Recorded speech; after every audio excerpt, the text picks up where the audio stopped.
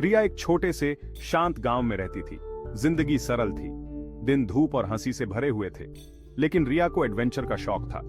वो मिस्ट्रीज और अनकही कहानियों के सपने देखती थी। एक दिन उसने एक अबैंडन्ड हैवेली के बारे में अफवाहें सुनी। ये गांव के किनारे पर खड़ा था, रहस्य में डूबा हुआ। लोगों ने कहा कि यह हॉन्टेड है, अतीत की आत्माओं से भरा हुआ है। रिया डरी हुई थी, लेकिन एक्साइटेड भी थी। एक थ्रिल उसके अंदर दौड़ गई। यही वो एडवेंचर था जिसकी उसे चाहत थी। उसने हैवेली को एक्सप्लोर करने का फैसला किया, अपने डर का सामना करने और सच्चाई का पता लगाने के लिए। जैसे ही सूरज डूबने लगा, रिया हवेली के पास पहुंची। आसमान एक फायरी ऑरेंज रंग में बदल गया, जिससे लंबी परछाइयां पड़ने लगीं। पेड़ों के बीच हवा चल रही थी, सीक्रेट्स फुसफुसा रही थी। हवेली लंबी खड़ी थी, इसकी दीवारें टूट रही थीं, इसकी खिड़कियां डार्क थीं। हवा में एक अजीब सी एनर्जी भर गई। रिया का दिल जोर से धड़क रहा था। उसने क्रीकिंग गेट्स को धक्का दिया और अंदर चली गई। सन्नाटा उसका स्वागत करने के लिए खड़ा था, एक भयानक सन्नाटा जो हर आवाज को बढ़ा रहा था। जैसे ही रिया ने हवेली में प्रवेश किया, उसके पैरों के चारों ओर धूल घूम गई। हर कोने से मकड़ी के जाले लटके हुए थे और सड़ने की गंध हवा में फैल गई थी। हवेली कमरों की एक लैबिरिंथ थी, हर एक पिछले वाले से ज्यादा डार्क और रहस्यमय। जैसे जैसे रिया आगे बढ़ी, उसने अजीब आवाजें सुनी। परछाइयों में सरसराहट, टूटे हुए शीशे से हवा की फुसफुसाहट। उसकी कल्पना बेकाबू हो गई। वह दौड़ना चाहती थी, दमनकारी माहौल से बचना चाहती थी, लेकिन कुछ उसे आगे बढ़ाता रहा। ज्ञान की प्यास, सच्चाई को उजागर करने की चाहत। अचानक परछाइयों से एक आकृति उभरी, एक बूढ़ी औरत जिसका चेहरा झुर्रियों से भरा हुआ था। उसकी आंखें विजडम से भरी हुई थीं। वह एक टिमटिमाता हुआ लालटेन पकड़े हुए थी, जिससे दीवारों पर नाचती हुई परछाइयां पड़ रही थीं। रिया चौंक गई, लेकिन महिला की उपस्थिति अजीब तरह से शांत थी। डरो मत बच्चे, महिला ने कहा। उसकी आवाज कर्कश लेकिन दयालु थी। इस हवेली में कई रहस्य हैं। क्या तुम उन्हें जानने के लिए काफी बहादुर हो? रिया एक पल के लिए हिचकिचाई, फिर सिर हिलाया। वह जानती थी कि यह उसके एडवेंचर की शुरुआत थी। छिपा हुआ खजाना। बूढ़ी औरत रिया को हवेली के जरिए ले गई, उसकी कहानियां सुना रही थी। उसने एक हिडन ट्रेजर के बारे में बताया जो पीढ़ी दर पीढ़ी चला आ रहा है। लेकिन खजाना सोना या जवाहरात नहीं था, यह नॉलेज था, विजडम था, खुद की ताकत को समझना था। बूढ़ी औरत ने बताया कि हवेली भूतों से नहीं, बल्कि खुद के डर से हॉन्टेड है। डर आपको पंगु बना सकता है, उसने कहा। यह आपको अपनी असली क्षमता को खोजने से रोक सकता है, लेकिन करेज ही कुंजी है। अज्ञात का सामना करने की हिम्मत, डार्कनेस को अपनाने की हिम्मत, अपने भीतर के प्रकाश को खोजने की हिम्मत। भाग 6। अतीत की गूंज। बूढ़ी औरत रिया को हवेली के बीचों बीच एक कमरे में ले गई। यह कभी एक भव्य लाइब्रेरी हुआ करता था, जो अब धूल भरी किताबों और फीके टेपेस्ट्री से भरा हुआ था। पुराने कागज और भूले हुए सपनों की गंध से हवा भारी थी। खजाना इन दीवारों के भीतर है, बूढ़ी औरत ने किताबों की ओर इशारा करते हुए कहा। लेकिन यह आसानी से नहीं मिलता। आपको अपने दिल से खोजना होगा, अपनी आंखों से नहीं। आपको अतीत की गूंज को सुनने के लिए तैयार रहना चाहिए। रिया ने उत्साह का अनुभव किया। यही वह एडवेंचर था जिसकी उसे चाहत थी, ज्ञान की तलाश, आत्मखोज की यात्रा। भाग 7। अज्ञात का सामना। रिया ने लाइब्रेरी की खोज में दिन बिताए, प्राचीन ग्रंथों पर ध्यान लगाया, फीकी लिपियों को समझा। उसने हवेली के इतिहास, वहां रहने वाले लोगों, उनके सुख दुख के बारे में जाना। कभी कभी उसे अपनी रीढ़ की हड्डी में ठंडक महसूस होती थी।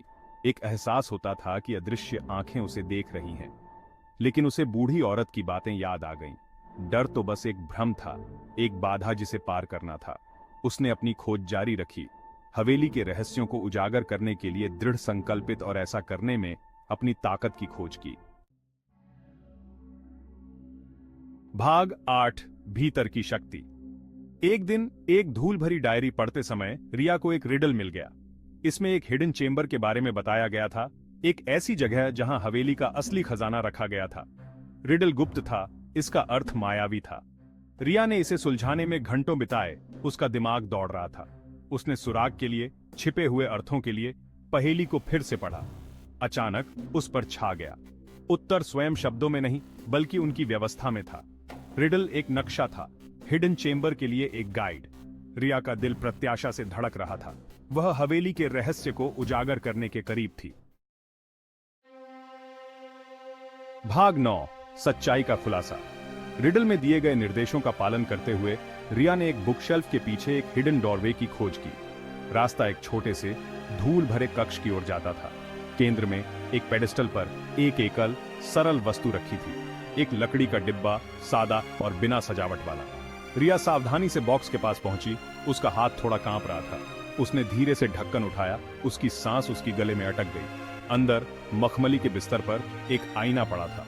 कोई साधारण आईना नहीं, बल्कि एक हाथ से पकड़ा हुआ चांदी का आईना जिसमें जटिल नक्काशी की गई थी। जैसे ही रिया ने इसकी गहराई में देखा, उसने देखा कि उसका प्रतिबिंब उसे घूर रहा है, लेकिन यह अलग था, मजबूत, अधिक आत्मविश्वासी।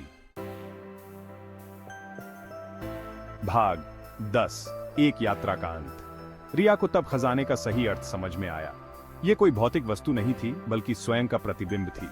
हवेली का रहस्य किसी की आंतरिक शक्ति की खोज, किसी के डर का सामना करने और अज्ञात को गले लगाने की हिम्मत थी। रिया हवेली से बाहर निकली। अब डर नहीं रहा। उसने अपने डर का सामना किया था और ऐसा करने में उसने खुद को पाया था।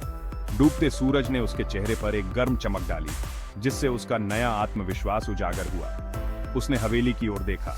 अब डर का प्रतीक नहीं, बल्कि उसकी यात्रा की याद दिलाता है। आत्मखोज की यात्रा, मानवीय भावना की स्थायी शक्ति का प्रमाण। भाग 11, रिया का परिवर्तन। रिया गांव लौट आई, हमेशा के लिए बदल गई। उसने अपनी कहानी साझा की, दूसरों को अपने डर का सामना करने और अपनी क्षमता को अपनाने के लिए प्रेरित किया। प्रेतबाधित हवेली बनी रही, लेकिन गांव पर उसकी शक्ति टूट गई। यह अब डर की जगह नहीं, बल्कि सीखने की जगह थी। एक याद दिलाता है कि सच्ची हिम्मत डर की अनुपस्थिति में नहीं, बल्कि इसे दूर करने की इच्छा शक्ति में होती है। और यह कि सबसे बड़ा खजाना अक्सर भौतिक संपत्ति में नहीं, बल्कि हमारे अपने दिलों की गहराई में पाया जाता है। रिया का साहसिक कार्य एक किंवदंती बन गया, एक कहानी जो पीढ़ी से पीढ़ी तक फुसफुसाती रही। बहादुरी की कहानी, आत्मखोज की कहानी और मानवीय भावना की स्थायी शक्ति की कहानी। अगर कहानियों के लिए तुम्हारा दिल धड़कता है, तो तुम बिल्कुल सही जगह पर हो। चलो, कहानियों की दुनिया में गोते लगाते हैं। हर कहानी में तुम्हें एक अनोखी यात्रा पर ले जाने की ताकत होती है ना? अगर तुम्हें हमारी कहानियां उतनी ही पसंद आ रही हैं जितना हमें सुनाने में मजा आता है, तो लाइक बटन जरूर दबाना। इस जादू को अपने दोस्तों और परिवार के साथ भी शेयर करो। और चलो मिलकर कहानियों का एक बड़ा सा संसार बनाते हैं। और हां, सब्सक्राइब करना मत भूलना, ताकि अगली कहानी तुमसे छूट न जाए। तुम्हारा साथ हमारे लिए बहुत मायने रखता है। तो फिर किस बात का इंतजार है? अभी लाइक, शेयर और सब्सक्राइब करो।